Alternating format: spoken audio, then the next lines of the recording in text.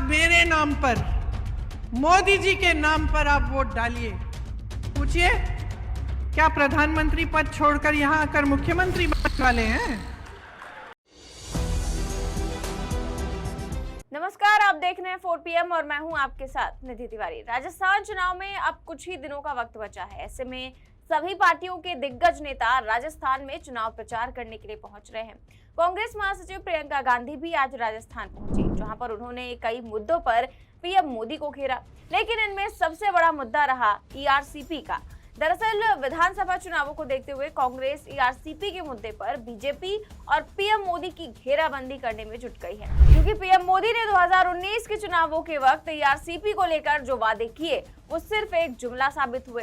अब इसी मुद्दे पर बीजेपी को घेरने के लिए कांग्रेस द्वारा जन जागरण यात्रा निकाली जा रही थी, जिसका आज समापन था और इसी मौके पर प्रियंका गांधी राजस्थान पहुंची और इस मुद्दे पर पीएम मोदी को जमकर घेरा। ये ईआरसीपी का जो जुमला है जो आपको दिया गया, यही चीज थी। ये सिर्फ एक नहर की परियोजना नहीं थी ये, बल्कि दौसा और आसपास के 12 जिलों के लिए जीवनदायिनी गंगा के समान है। भाजपा के नेता और प्रधानमंत्री जी से सिर्फ जुमलेबाजी होती है। इस पर पहले आए थे तो कहा था ईआरसीपी को राष्ट्रीय परियोजना का दर्जा दिया जाएगा। दिया क्या? दिया? आपको बता देते हैं कि आखिर ईआरसीपी है क्या। ईआरसीपी यानी कि पूर्वी राजस्थान नहर परियोजना 13 जिलों में सिंचाई और पेयजल की ये योजना है।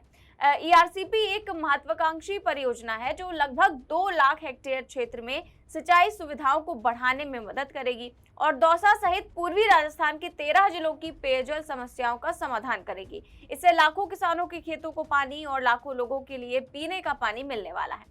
अब 2019 के चुनाव से पहले मोदी जी ने ईआरसीपी को राष्ट्रीय परियोजना घोषित करने का किसानों से वादा किया था, लेकिन चुनावों के बाद ये सिर्फ एक जुमला साबित हुआ। अब राजस्थान के लोग और किसान जो है वो इसे राष्ट्रीय परियोजना घोषित करने की मांग कर रहे हैं। कांग्रेस भी लगातार इसी को लेकर घेर रही है, लेकिन बीजेपी राजनीति के तहत इसे राष्ट्रीय परियोजना घोषित करना ही नहीं चाहती। इसी को लेकर वहां के किसानों में काफी गुस्सा है। अब सीएम अशोक गहलोत भी इस मुद्दे का सियासी असर अच्छे से जानते हैं, इसीलिए पिछले 5 सालों में उन्होंने लगातार इस मुद्दे को गरमाए रखा। गहलोत आरोप लगाते रहे कि प्रधानमंत्री इसे राष्ट्रीय परियोजना घोषित करने के अपने चुनावी वादे से पलट गए। ईआरसीपी को राष्ट्रीय परियोजना घोषित करवाने की मांग को लेकर उन्होंने पीएम नरेंद्र मोदी और केंद्रीय जल शक्ति मंत्री को 11 बार पत्र लिखे। इधर भाजपा अब तक इस मुद्दे की कोई सियासी काट ढूंढ ही नहीं पाई है। हालांकि उनके नेता लगातार इस मुद्दे पर सफाई भरे बयान देते रहते हैं। तो ये था ईआरसीपी के पीछे का पूरा खेल। वहीं प्रियंका गांधी आज पहुंची थी जब राजस्थान, तो उन्होंने और कई मुद्दों पर पीएम मोदी को घेरा। जिस तरह से पीएम मोदी कहते हैं कि मेरे नाम पर वोट डालिए, इसको लेकर भी प्रियंका गांधी ने जमकर निशाना साधा। प्रधानमंत्री जी जब यहाँ आते हैं उनसे पूछिए, वो ये कहते हैं कि आप मेरे नाम पर, मोदी जी के नाम पर आप वोट डालिए। पूछिए, क्या प्रधानमंत्री पद छोड़कर यहां आकर मुख्यमंत्री बनने वाले हैं? क्या उनको अपनी पूरी पार्टी में कोई चेहरा नहीं मिल रहा? पूछिए ना उनसे। भाजपा आपके बारे में नहीं सोच रही है, वहां स्वार्थ हावी है। सब नेता खुद को मुख्यमंत्री घोषित कर रहे हैं। कहीं की ईंट, कहीं का रोड़ा, बागमती ने कुनबा जोड़ा, मोदी जी के अहंकार ने कुनबा तोड़ा। आज पूरी पार्टी बिखरी हुई है, एकजुट होने का नामो निशान नहीं है। यहां पूरी पार्टी एकजुट होकर मंच पर बैठी है। इनकी नीति बन गई है, आप पिछले 10 सालों में देखिए, नीति बन गई है गरीबों से खींचना और बड़े बड़े उद्योगपतियों को सींचना। सोच लीजिए मेरी बहनों और भाइयों, भाजपा की सरकार यहां वापस आएगी तो पुरानी पेंशन खत्म। भाजपा की सरकार वापस आएगी तो सोचिए गैस सिलेंडर का क्या होगा, धर्म और जाति की बात करते हैं। धर्म और जाति की ऐसी बात होती है जो आपके दिल में, आपके जज्बातों से जुड़ी होती है। धर्म की सुरक्षा, धर्म को आगे बढ़ाने की बात, इसे कोई हिंदुस्तानी नहीं नकार सकता। यह ऐसी चीज है जिससे हम सबके जज्बात जुड़े हुए हैं। लेकिन आपको ध्यान से समझना पड़ेगा कि ये चुनाव के समय क्यों उठ रही हैं ये बातें, चुनाव के समय ये बातें क्यों करते हैं, और चुनाव के समय आपके विकास की बातें क्यों नहीं की जा रही हैं।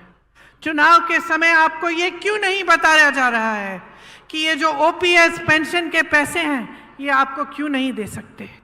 जब तमाम कांग्रेस की सरकारें प्रदेश के बाद प्रदेश में ओपीएस दे रही हैं तो इनको कौन सी दिक्कत हो रही है, ये सवाल आपको पूछने पड़ेंगे।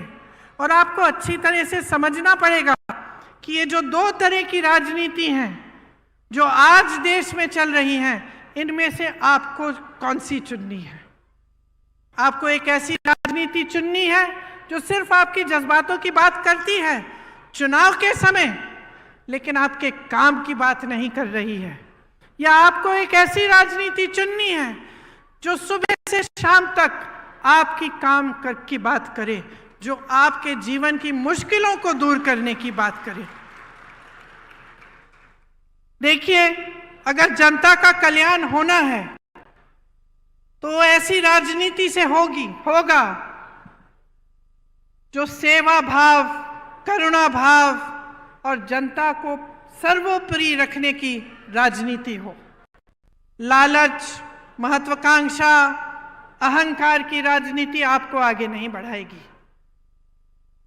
इसीलिए जब हमारे प्रधानमंत्री जी यहाँ आकर दुनिया भर की बातें करते हैं, बहुत नकारात्मक बातें भी करते हैं, तो हमें सोचना चाहिए कि ये हमारे लिए सकारात्मक बात क्यों नहीं कर रहे हैं। आपने तो देखा ही होगा, मैंने टीवी पे देखा, पता नहीं सच है कि नहीं, देवनारायण जी के मंदिर में शायद गए थे कुछ समय पहले और एक लिफाफा डाला है। अब मैंने टीवी पे देखा कि 6 महीनों बाद वो प्रधानमंत्री जी द्वारा डाला गया लिफाफा खोला जा रहा है। जनता सोच रही है कि भगवान जाने क्या होगा इस लिफाफे में। देश के इतने बड़े नेता प्रधानमंत्री जी आए थे, वो लिफाफा डाल के गए हैं। लिफाफा खोला, 21 रुपए निकले।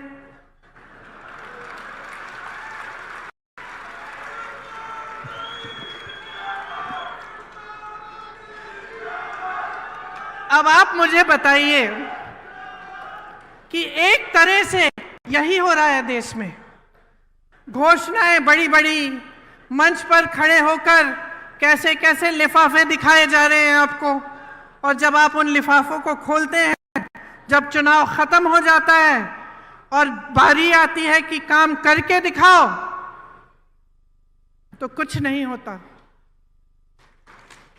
तो इस राजनीति से सावधान हो जाइए। ये ईआरसीपी का जो जुमला है जो आपको दिया गया, यही चीज थी ये।